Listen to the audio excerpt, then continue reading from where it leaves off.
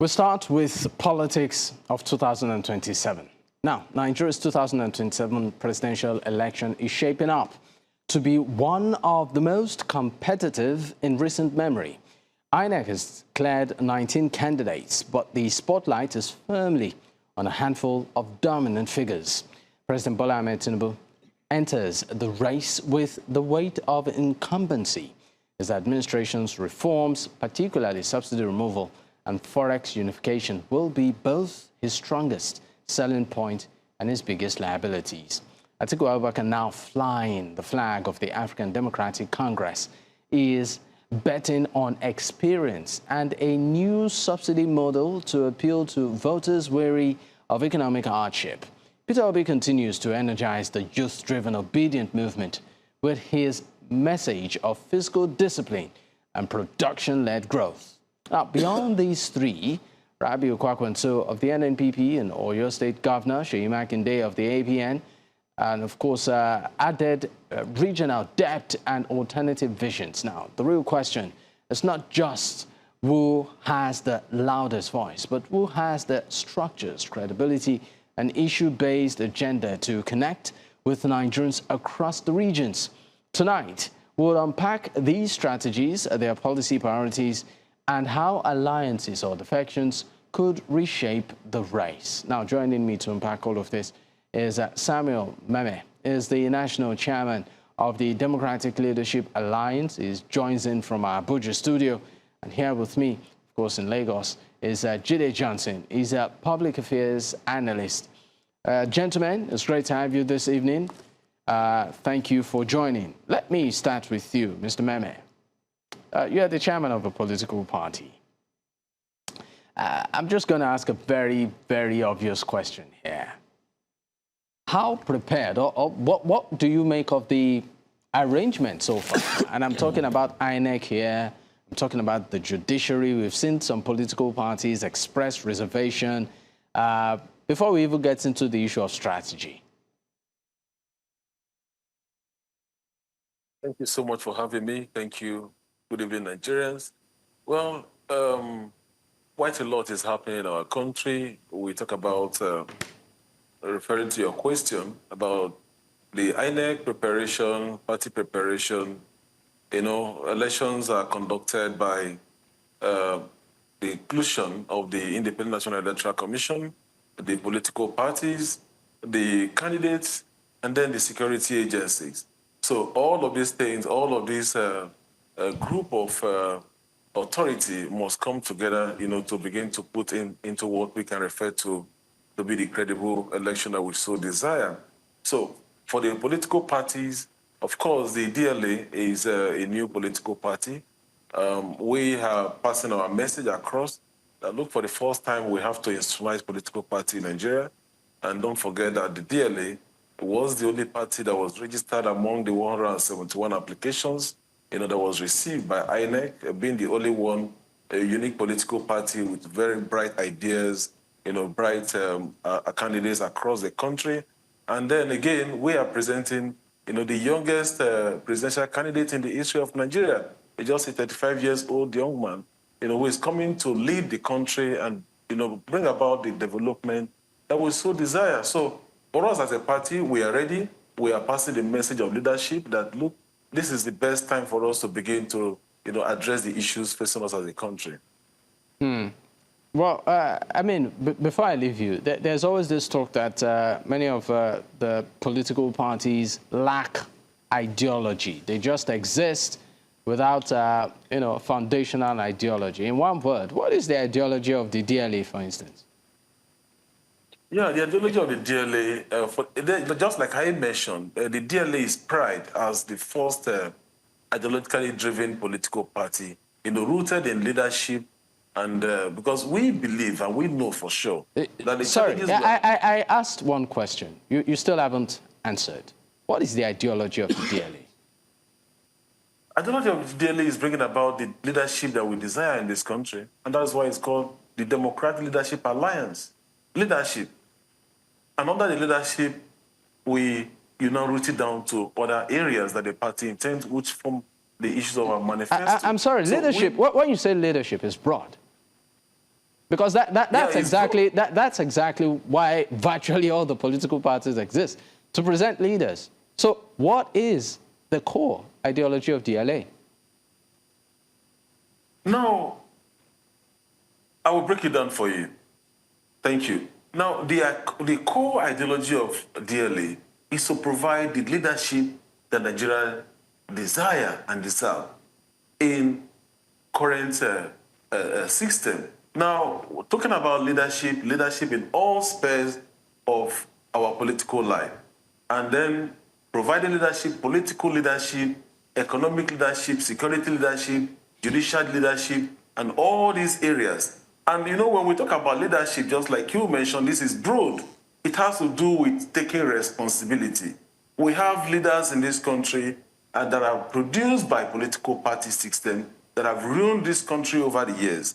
And no political party, even the one that produced these leaders, have not summoned courage, you know, to address the issues affecting us as a country. And that is the reason you see that over the years, political parties in this country have produced leadership from time to time, from the People's Democratic Party now to the APC. Now, what the DLA is bringing about is leadership comprehensive. Okay. So it's not really about the candidate. The candidate is to drive the agenda of the party and to drive the manifesto of the party. But essentially, we need compassionate leadership. We need directional leadership. We need leadership that can take the bull by the horn, and leadership that can administer economic prosperity for the country. Okay. Now, I'll give you an instance. I'm coming. Okay. I'll give you an instance in this country, for instance.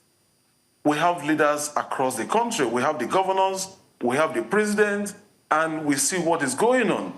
And of course, you are in the media, where you have first-hand information about some of the shenanigans going on that led us to where we are today. In DLA, one of the policies that we will be taking immediately we come into power, and from now that we have started advocating for it, is to first regulate the agricultural sector in this country. One thing that we must do first is to restrict the movement of cattle in Nigeria, 100%, so that the farmers can begin to. This is leadership. I'm talking about leadership. I'm not giving you point by point. You say one. I mean, this is an interesting angle. So you said one thing you would do as a party if you get into power is to restrict the movement of cattle. Yes, in the policy to regulate the agricultural sector in this country. On a large scale, on a national scale, what do you hope to achieve with that? One word. We need to go on a break. Oh, security improvement. Food security.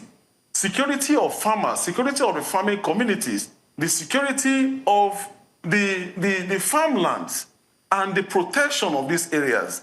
When you restrict it, when you bring in policies that protect farmlands, protect farming communities, put all of these things together, restrict the movement of cattle in Nigeria that is destroying farmland, then you're now going to create more employment opportunity and the access to natural resources for those who want to go into farming at the various communities. Then you will not begin to solve the issues of security issues, food security, and then you are creating a different channel. That is on the agricultural sector. All right. And that is leadership.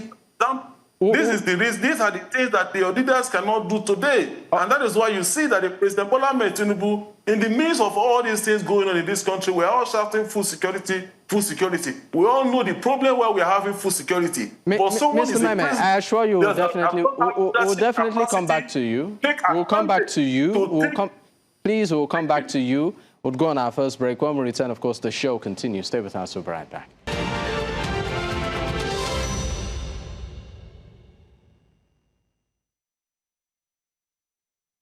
You're still watching Politics HQ on News Central Television. I still have my guest, Samuel Memeh, the national chairman of the Democratic Leadership Alliance. He joins from our Abuja studio.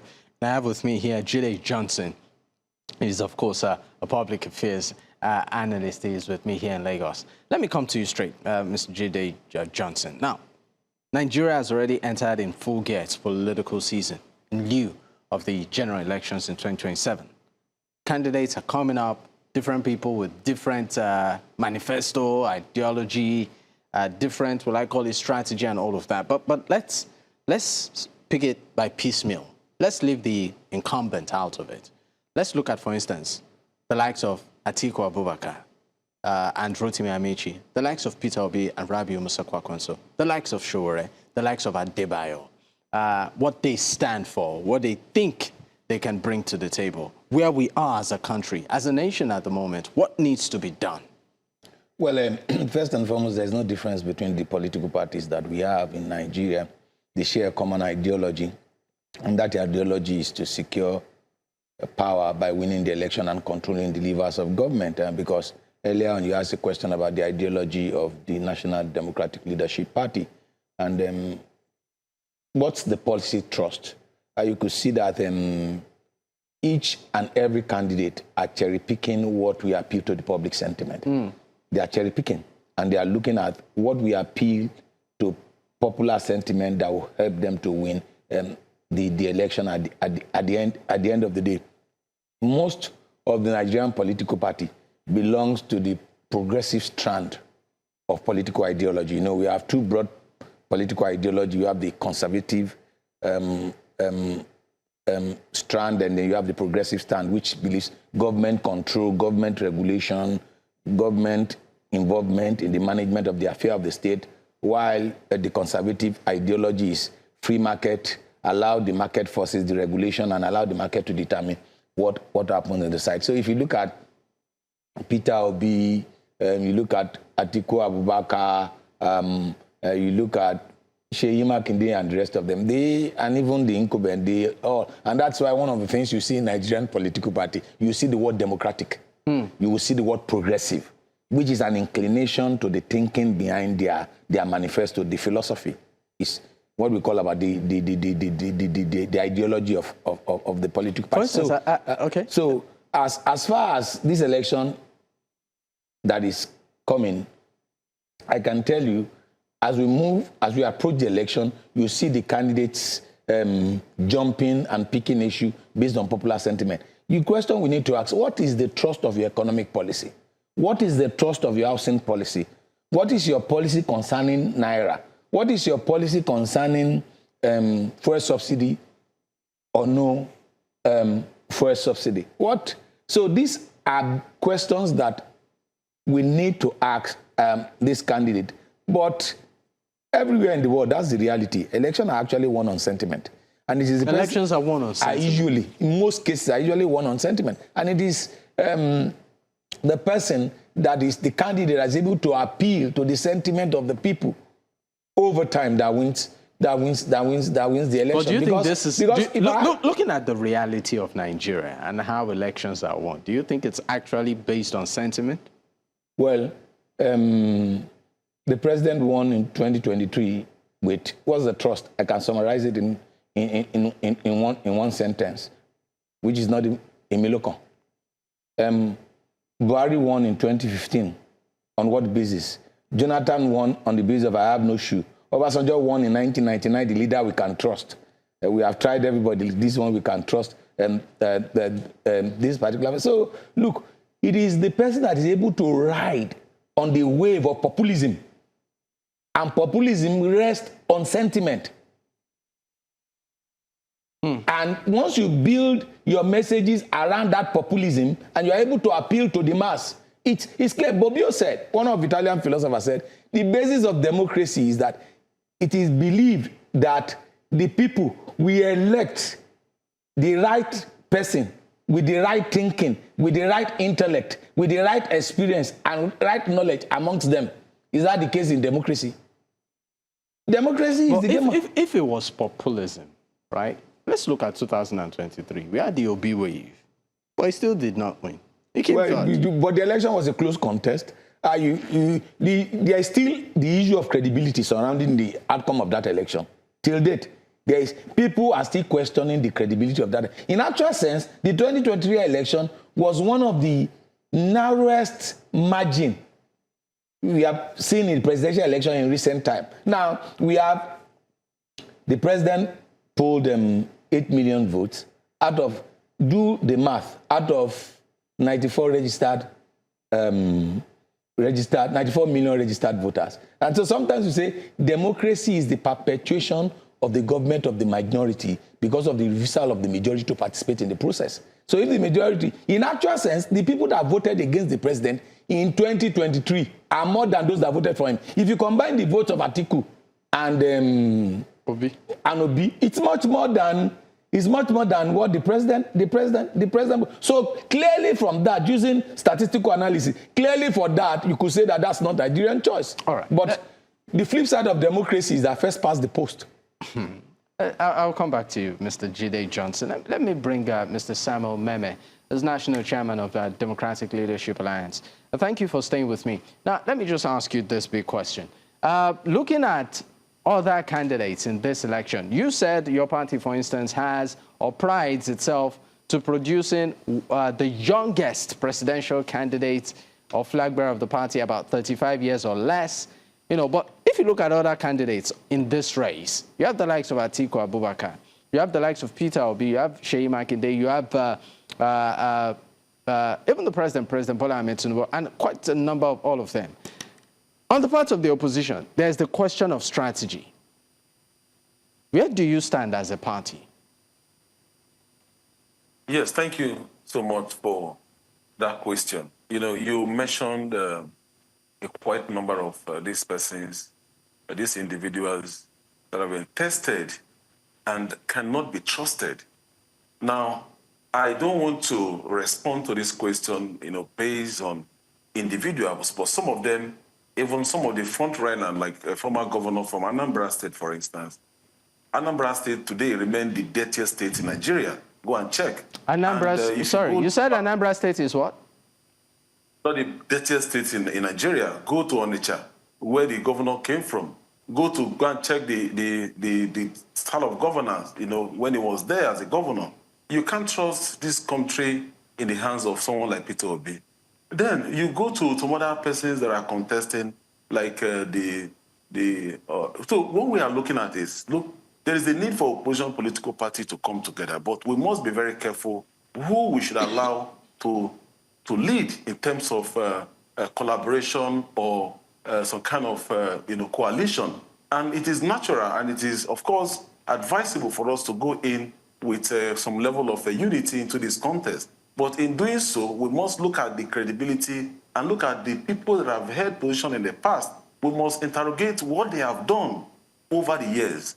And that is why we said, look, for those of them that have governed before, people like Atiku Abubakar, there is a need for us to, unite together and allow one man who have the energy, the ability, the sincerity of purpose. We can't take that risk of giving or allowing someone that have governed this country. For instance, the current government, led by President Bola Tinubu, if we want to be sincere to Nigeria, if we want to be sincere to each other, our president ought not to contemplate contesting for the second tenure. So these are the issues. And Nigerians are watching, Nigerians are wiser.